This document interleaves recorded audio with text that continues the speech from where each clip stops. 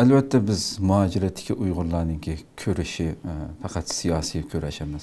Albatta. Biz har jihatdan kurash qilishga majburamiz. Mayli Turkiyada yashaylik, G'arbda yashaylik, nerede yashsak Mevcutluk kuruşu. mevcut, özümüzden mevcutluğunu saqlab qilib. Çünkü bizning shundoq bir kuchli orzuyimiz var. Hamon o vatanni, o vatanga bayroqlarimizni tiklaymiz. O vatanga qaytimiz deb avlodlarimizni shuningga qarata yetishtirishga majbur. Çünkü bu umumiy bir yani her sahada kurash qilishga, özümüzni saqlab qilishga majbur bir xalqamiz biz.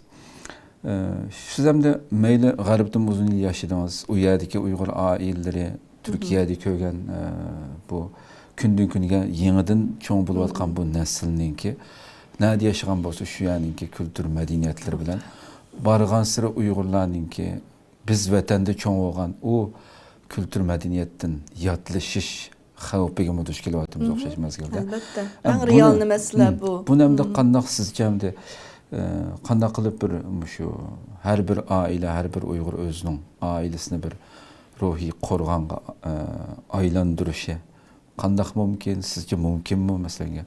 Qandaq mumkin. Bu sualingizga bir Uyg'ur ana bo'lish sifatim bilan javob beray.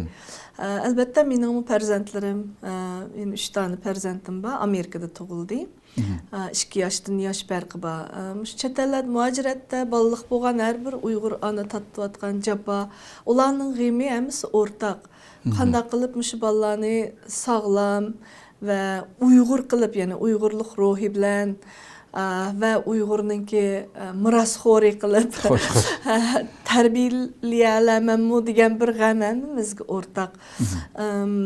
Shu menmu Amerikada balliq bo'lg'achqa asosan bolalarimni o'zim bir qo'lliq beqib tarbiyalashga majbur bo'ldim. Anam yoki boshqa bir urug' tuqqanlarim u Amerikada bo'lmag'achqa bir qiyinchiliklarga yo'liqsam, hatto bolalar tuyuqsiz qizitib bakib badallarga bir nim chiqib bir nimlarga olarga bo'lib qolsimi, onalar tang og'rib qolmasa qo'rqibchi. Ochladimi, masala so'raydigan odamim yo'q. Shu To'lisim şu kitaplarga müracaat qildim. Amerikada chiqayotgan şu bolalar sog'lomligi haqidagi. Hamda azroqli tili chiqqandan keyin, tilini chiqqandan keyin bu bolalarni qanday qilib Uyg'urlik ruhini tarbiyalayman deb o'ylaysizki, men shu bolalarning tilini chiqarish uchun qurbonlik berdim butunlay.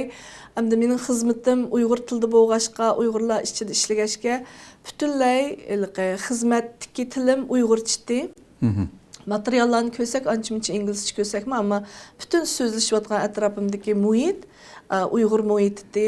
Uyga kelibmi men yanala bolalarim bilan vaqt o'tkazdim Uyg'ur tilida. Ularga eng ko'p ta'kidlagan narsam Uyg'urcha gap qilinglar, Uyg'urcha gap qilinglar deb hozirning o'zidimi ashtaq qilmay, balkim chet eldagi nurg'un ota-onalar o'zlarining bolalarining biz ta'kidlagan vaqtida Uyg'urcha gap qilib, biz qarmagan vaqtlarda o'zining qarindoshlari bilan shu davlatning tili, ya'ni ma'rifda qo'llanayotgan tilni o'ziga, ya'ni texmo singishlik his qilamdi, yo rohat his qilamdi.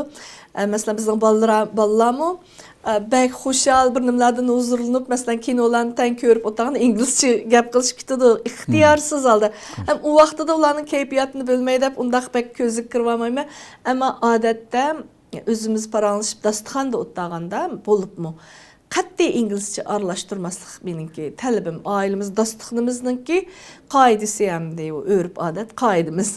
Shunga mening tajribamda bolalarni shu qarab turib qo'yib berib, ya'ni men aldirashqa u bu men bek datman tutsam, mening vaqtim yo'q degan har qanday sababni ko'rsatib tashlab qo'yish.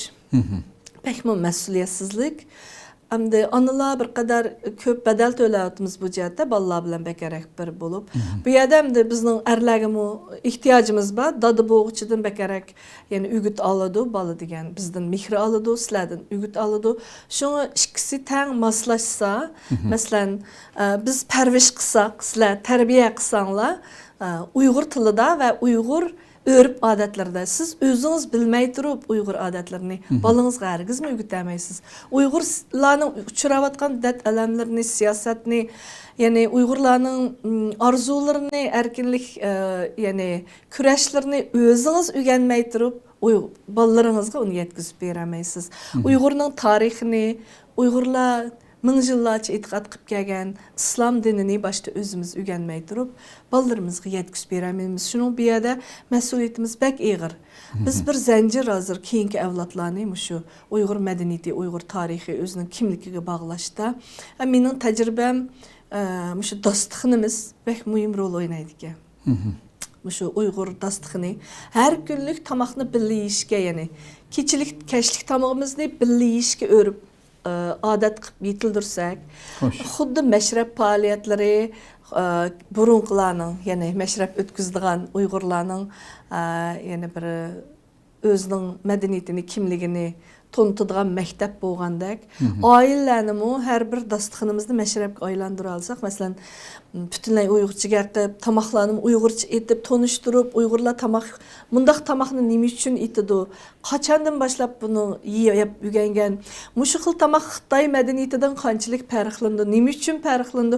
Mushlarni so'zlashgash, dars bergash, tamoq bilan tang singdirsak, bu unchalik qiyin ishmi emasga. O'z tajribamdan, garchi mening bolalarim shu Amerikada tug'ilib, o'sib yetilayotgan bo'lsa-mu, o'zining Uyg'urligidan shunchalik faxrlandi, hammasi Uyg'urcha shunday yaxshi so'zlaydi. Albatta, yetarlik emas, mening ta'limim bo'yicha hammasi o'zining islom dinini tepib, ya'ni tirishayotdi. İnşallah Allah ularning imanini, insabini bersin ve hidayetini güçlendirip bersin. Bu milletiga xizmat qiladigan bir irodalik bir Uyg'ur avlodlari bo'lib yetishishni Allohdan har kun tilab turibdimi. İnşallah biz o'zimiz qilib misol qilib bersak, farzandlar deganimizni emas, qilganimizni ko'rib ergishadigan. Shunga her bir Uyg'ur otaning zimmisida hayot kechirish, ya'ni muhojiratdagi bu sinoqlarni mürsitdan ko'tarib kunda ya'ni hayotning qo'rqinchligida yashashga majbur.